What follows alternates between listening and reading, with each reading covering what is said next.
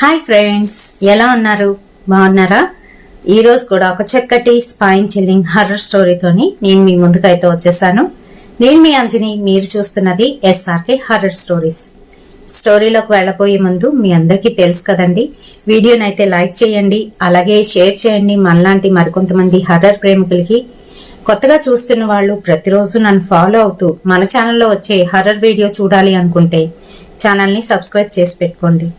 మీరు సబ్స్క్రైబ్ చేయగానే పక్కన ఒక బెల్ సింబల్ అయితే వస్తుంది, దాన్ని కూడా క్లిక్ చేస్తే నేను వీడియో పెట్టగానే మీ వరకు నోటిఫికేషన్ రూపంలోనైతే వచ్చేస్తుందండి. మరి మీకు జరిగిన రియల్ హర్రర్ ఇన్సిడెంట్స్ ఏవైనా నాతో షేర్ చేసుకోవాలి అనుకుంటే నా ఇన్స్టాగ్రామ్ లింక్ని డిస్క్రిప్షన్లోనైతే ఇస్తున్నాను. మీరు అక్కడికి వచ్చి మీ స్టోరీస్ని నాతోనైతే షేర్ చేసుకోవచ్చు. నేను మంచిగా కుక్ చేసి ఇక్కడైతే ప్రజెంట్ చేస్తాను. మరి ఇంకెందుకు ఆలస్యం, లేట్ చేయకుండా ఈరోజు వీడియోలోకి వెళ్ళిపోదాం.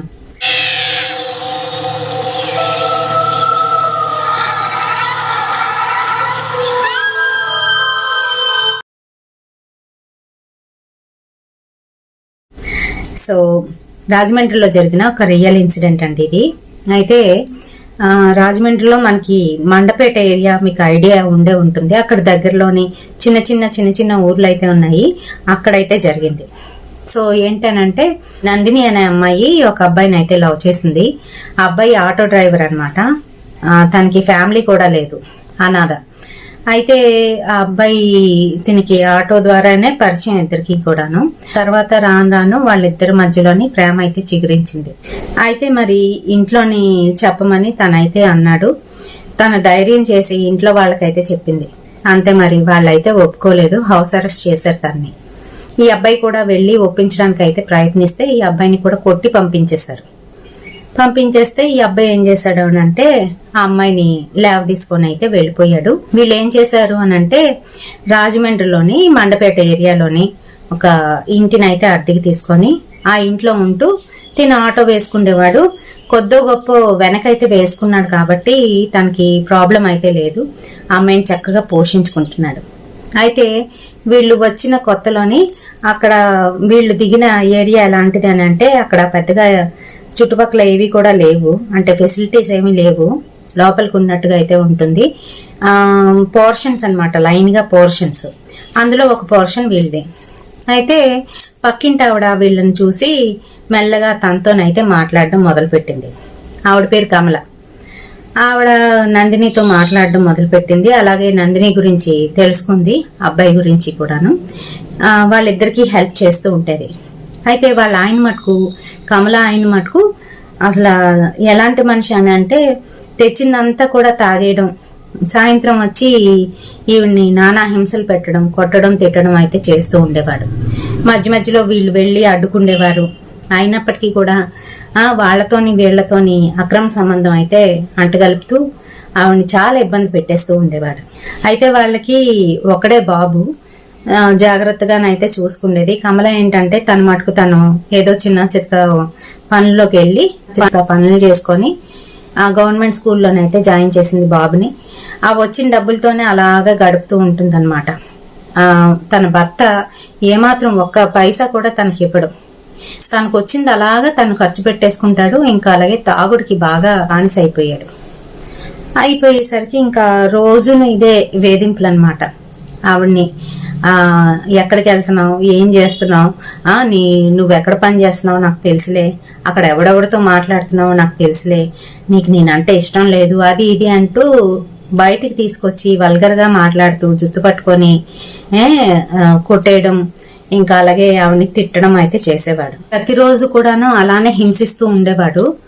ఒక రోజు ఏంటి అనంటే, మధ్యాహ్న సమయంలోని కమల ఇంటికి వచ్చి భోజనం చేసేసి మళ్ళీ తను వెళ్లే సమయంలోని నందినికి పిలిచి, నందిని ఈ రోజు నాకు కాస్త ఆలస్యం అవుతుంది, ఏదైనా గనక ఇంటికి వస్తే నేను డబ్బులు తీసుకురావడానికి వెళ్ళాను అని చెప్పు. ఎందుకనంటే ఈ రోజు జీతాల రోజు, వాడు ఏంటంటే అటు ఇటు చేస్తున్నాడు, అక్కడ వాళ్ళందరం కూడాను పోరాడుతున్నాము, డబ్బులు త్వరగా ఇమ్మని చెప్పేసి నేను అవి తీసుకొని రావాలి కదా, కాస్త ఆలస్యం అవుతుంది, మా వారు వస్తే చెప్పేసేయ్, లేకపోతే అనుమానిస్తాడు, నన్ను ఇంకా కొడతాడు అని చెప్పింది.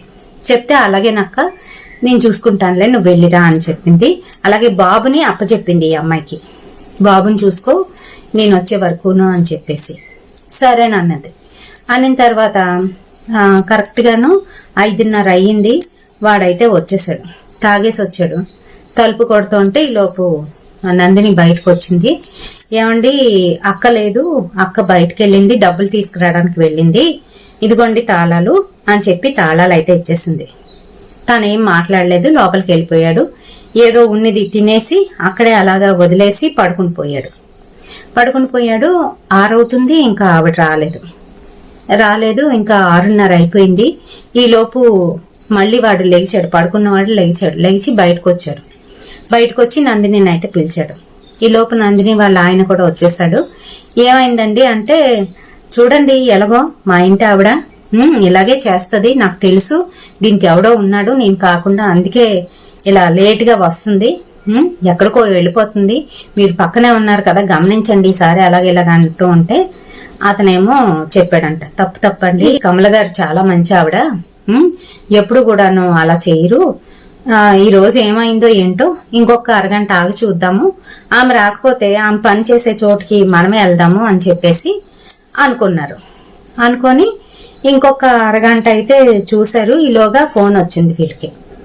ఏంటి అని అంటే, కమల మీ ఆవిడేనా అని అవతల నుంచి అయితే అడుగుతుంటే మగ్గొంతుకు అడిగేసరికి అవును, నీకెలా వచ్చింది మా ఆవిడ నెంబరు, ఏం చేస్తుంది అది అక్కడ, ఇలాగని ఇంకా వాళ్ళ ఆయన అయితే కోపంగానే అంటున్నాడు.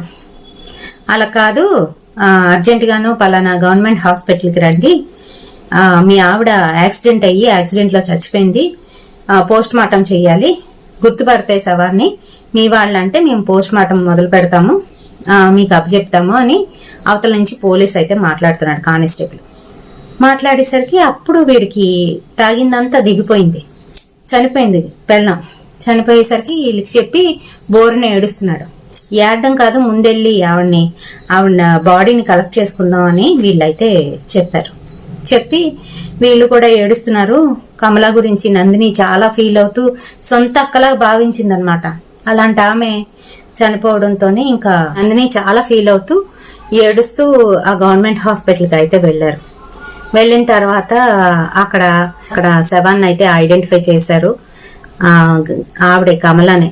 అయితే ఇంకా ఏడుస్తున్నారు అందరూ కూడాను, ఏడ్చారు. ఇంకా చిన్న పిల్లోడు ఒకడు ఉన్నాడు, ఇంకా వీడితో ఇక్కడ వద్దు, నువ్వు ఇంటికి తీసుకువెళ్ళిపో వీడిని జాగ్రత్తగాను, మీరిద్దరు ఇంటికి వెళ్ళిపోండి, నేను ఈయన ఉండి చూసుకొని మిగతా ఫార్మాలిటీస్ అన్ని కూడా పూర్తి చేయించుకొని వస్తాము, లేట్ అవుతుందంట అని నందిని వాళ్ళ ఆయన అయితే చెప్పేశాడు.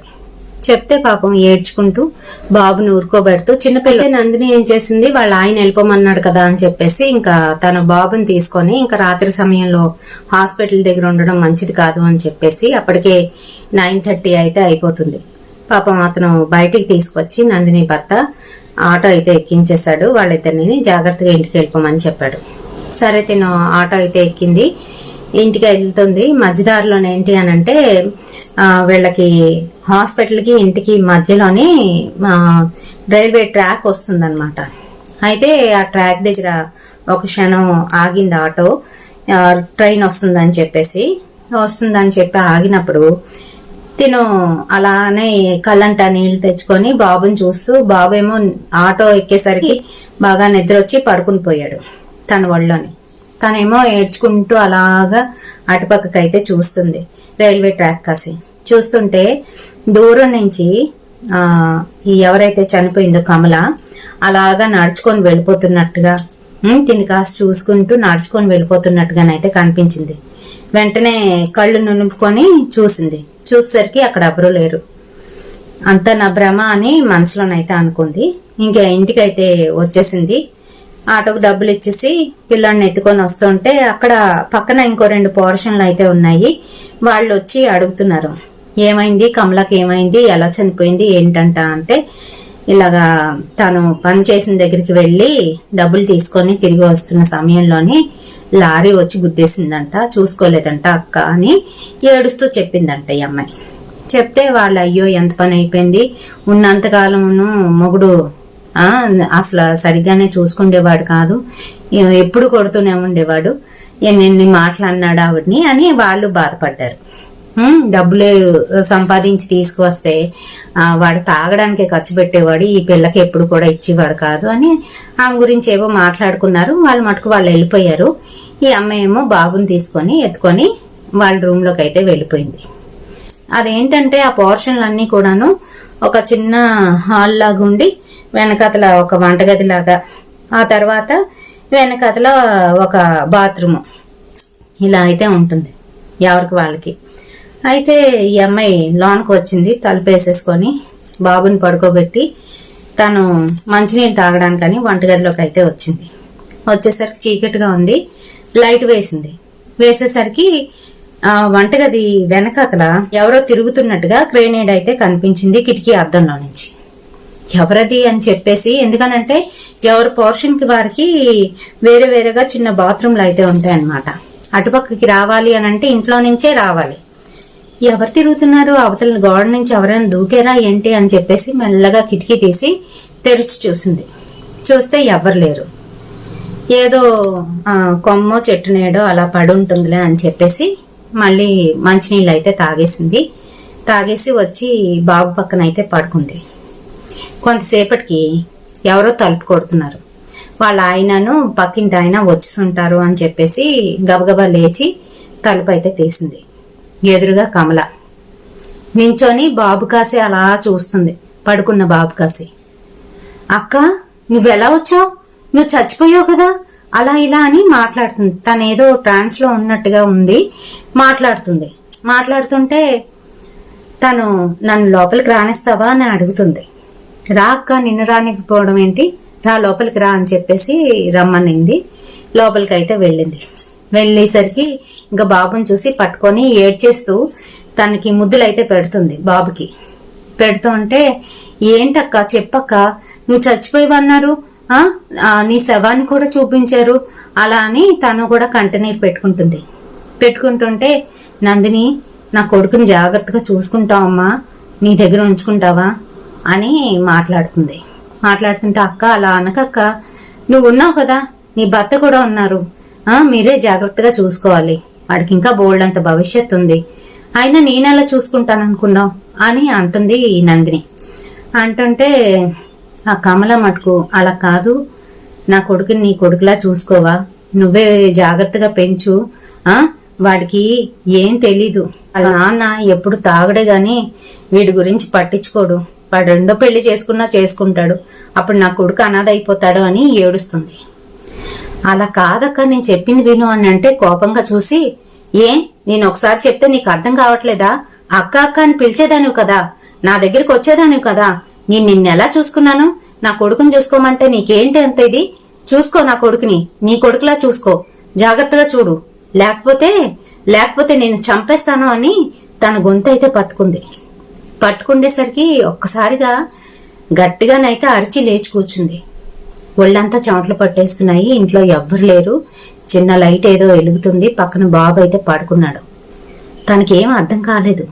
ఏంటిది, ఇప్పుడు తలుపు కొట్టింది అక్కే కదా, మళ్ళీ నేను తలుపు కూడా తీశాను, అదంతా నిజంలాగా అనిపిస్తుంది అనమాట తనకి. కానీ నిజం కాదు. ఇంకా తను ఎందుకో భయపడిపోయింది బాగాను.